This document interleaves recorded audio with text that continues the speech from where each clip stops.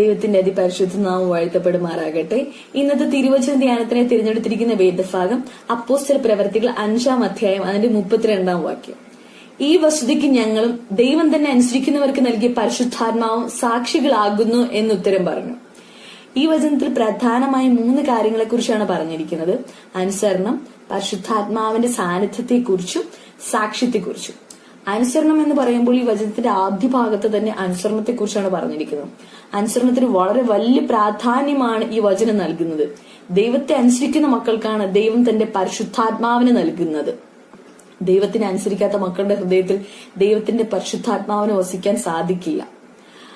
അനുദിനം ദൈവത്തെ അനുസരിക്കുക എന്നതാണ് ഒരു വിശ്വാസിയുടെ അടിസ്ഥാനം എന്ന് പറയുന്നത്. 1 ശമൂവേൽ 15-ാം അധ്യായം അതിന്റെ 22-ാം വാക്യത്തിൽ ഇപ്രകാരം പറയുന്നു: ഇത് അനുസരിക്കുന്നത് യാഗത്തെക്കാളും ശ്രദ്ധിക്കുന്നത് മുട്ടാടുകളുടെ മേധസ്സിനേക്കാളും നല്ലത് എന്ന്. അനുസരണത്തിന്റെ മഹത്വത്തെക്കുറിച്ചാണ് ഈ വചനം നമ്മെ പഠിപ്പിക്കുന്നത്. ദൈവം പ്രസാദിക്കുന്നത് യാഗത്തെക്കാളും ദൈവത്തെ അനുസരിക്കുന്നതിലാണ്. അതിനാൽ നാം ഓരോരുത്തരും ദൈവത്തെ അനുസരിച്ച് ജീവിക്കുകയാണ് ചെയ്യേണ്ടത്. പരിശുദ്ധാത്മാവിന്റെ സാന്നിധ്യം എന്ന് പറയുമ്പോൾ ഈ വചനത്തിൽ വളരെ വ്യക്തമായി പറയുന്നതാണ് ദൈവത്തെ അനുസരിക്കുന്ന മക്കൾക്ക് ദൈവത്തിന്റെ പരിശുദ്ധാത്മാവിനെ നൽകുന്നുവെന്ന്. ഒരു ക്രിസ്ത്യാനി എന്ന നിലയിൽ ദൈവത്തിന്റെ പരിശുദ്ധാത്മാവിന്റെ സാന്നിധ്യം വളരെ വലുത് തന്നെയാണ്.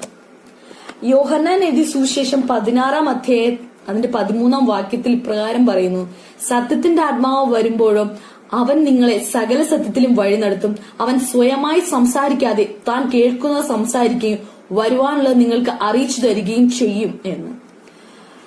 ഈ വചനം നമ്മെ പഠിപ്പിക്കുന്നത് ദൈവത്തിന്റെ പരിശുദ്ധാത്മാവാണ് നമ്മെ ക്രിസ്തീയ ജീവിതത്തിൽ നയിക്കുന്നത്. ഈ വചനത്തിലൂടെ മനസ്സിലാക്കുന്നത് മാനുഷികമായ പരിധി വിട്ട് ദൈവത്തിന്റെ സത്യത്തിൽ വഴി നടത്തുന്നത് പരിശുദ്ധാത്മാവാണ്. പാപത്തെ വിട്ട് നീതിയുടെ മാർഗത്തിൽ പോകാൻ ശരിയായ വഴി തിരഞ്ഞെടുക്കുവാനും പരിശുദ്ധാത്മാവാണ് നമ്മെ സഹായിക്കുന്നത്. സാക്ഷ്യം എന്ന് പറയുമ്പോൾ ദൈവം എപ്പോഴും ആഗ്രഹിക്കുന്നത് നാം ഓരോരുത്തരും ദൈവത്തിന്റെ വലിയ സാക്ഷികളായി നിലകൊള്ളണമെന്നാണ്. നമ്മുടെ വാക്കിലും പ്രവൃത്തിയിലുമെല്ലാം ദൈവത്തിന്റെ വലിയ സാക്ഷിയെ നിലകൊള്ളണം എന്ന് തന്നെയാണ് ക്രിസ്ത്യാനിയായ നാം ഓരോരുത്തരുടെയും പ്രധാന ധർമ്മം.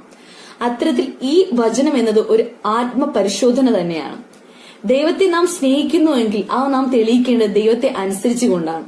അത്തരത്തിൽ ഒരു ജീവിതം നയിക്കാൻ ദൈവത്തിന്റെ പരിശുദ്ധാത്മാവ് നമ്മെ സഹായിക്കട്ടെ. ആമേൻ.